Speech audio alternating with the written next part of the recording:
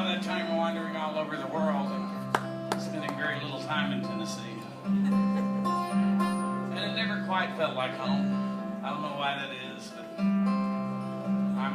I do consider myself to be a citizen of the world, so I was sort of okay with it. And then I moved to New York when I was 50. Yeah. And this is the first place I've ever truly felt at home in my life.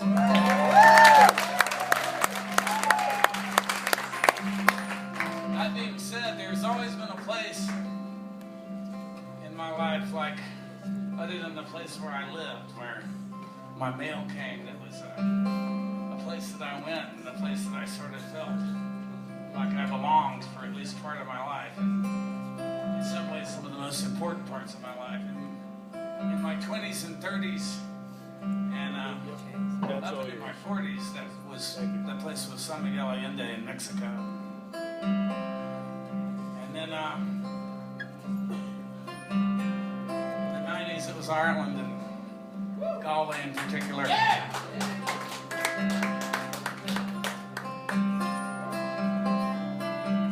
And then I wrote a song about a place I'd never been in my life, and because of the way a whole part of the world it was affecting the whole world, including mine. And I was just curious about all that and trying to learn as much about a part of the world a long way from any place I'd ever lived. And I wrote this whole record based on my ideas of a place that I'd never seen. And then a few years ago, David Broza, who, if you don't know who David Broza is,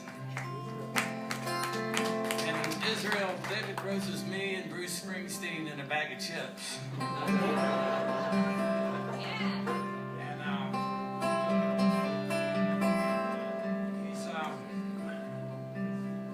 Kindred spirits, and we found that out. We both made records that had to do with Townes Van Zandt at the same time, and we had to come to an agreement, and that's how we got to know each other, and we discovered that we had more in common than that.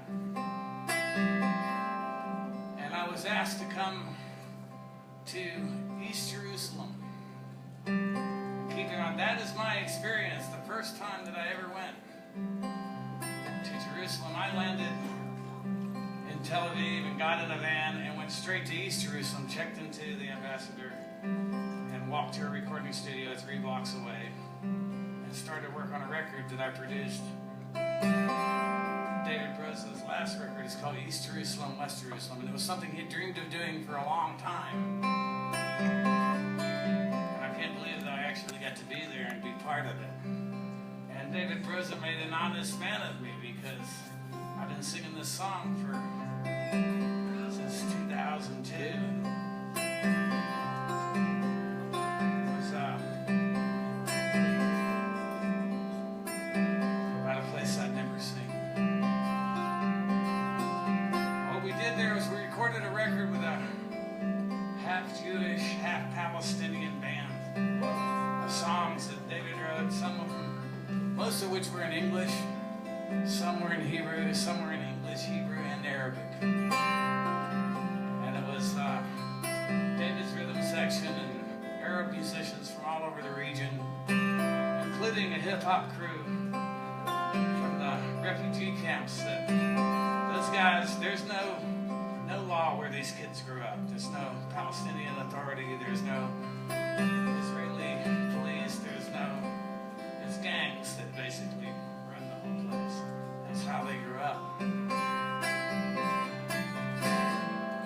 And I've been back since, and I've discovered that that's my new place, my new other place in the world. And I'm probably going to catch some shit from somebody about it. It's all right. I don't know Roger Waters, so I don't have to put up with that, but I met him once. But it's from my own experience, I have this belief, and when people start talking about boycotts that have to do with art, I have some experience with that. I was asked to be part of a boycott in the state of Arizona by by friends of mine that I think a lot of, and I understood why they were doing what they were doing. So I boycotted Arizona. And keep in mind, I don't play Phoenix. I play two places, and I play Tucson and I play Flagstaff. And that's where the people in Arizona that think like I do live. And what they thought is that I had abandoned them. I didn't understand when Paul Simon went to South Africa and people gave him shit for going over there and playing with South African musicians. That's how you raise awareness. Not going to Sun City and playing at a government-owned casino, basically. I understand that kind of boycott. That's an economic boycott. But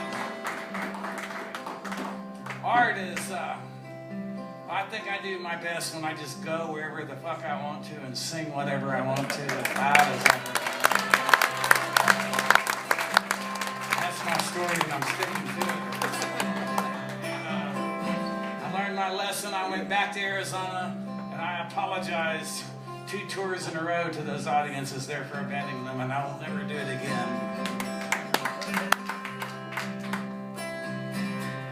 David and I, he sings this song now and I sing it. We're going to keep singing it until we die or it comes true, whichever one happens first.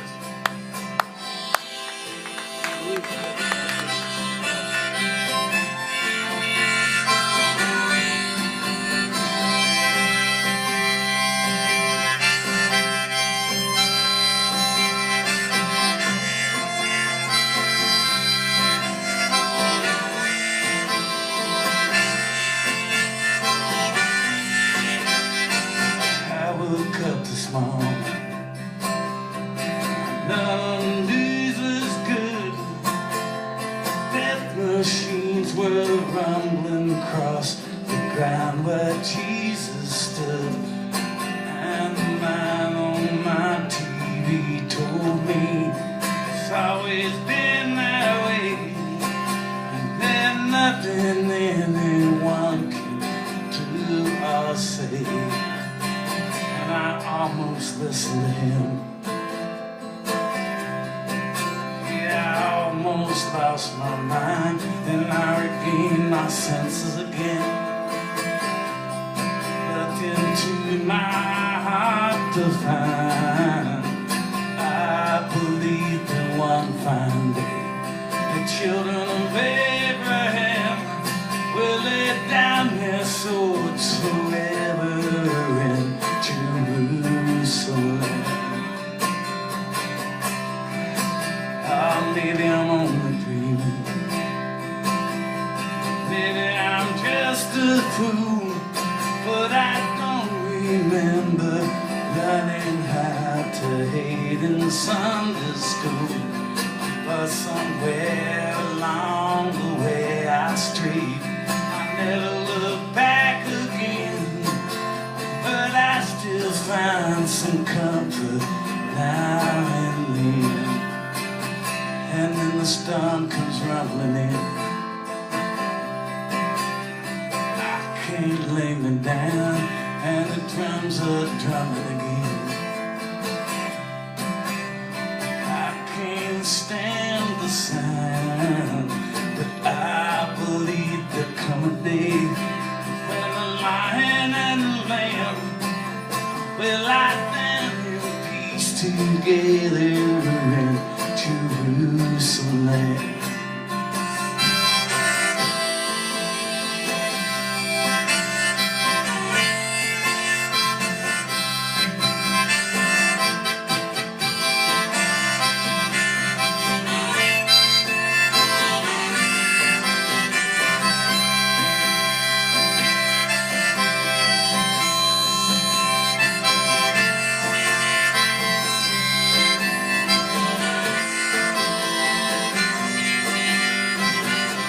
There will be no barricades then.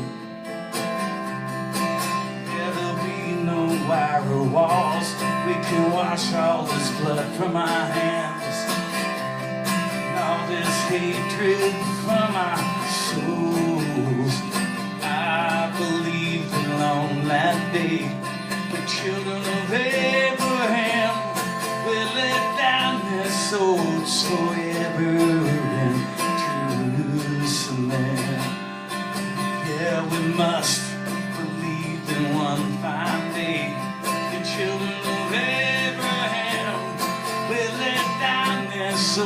to the river and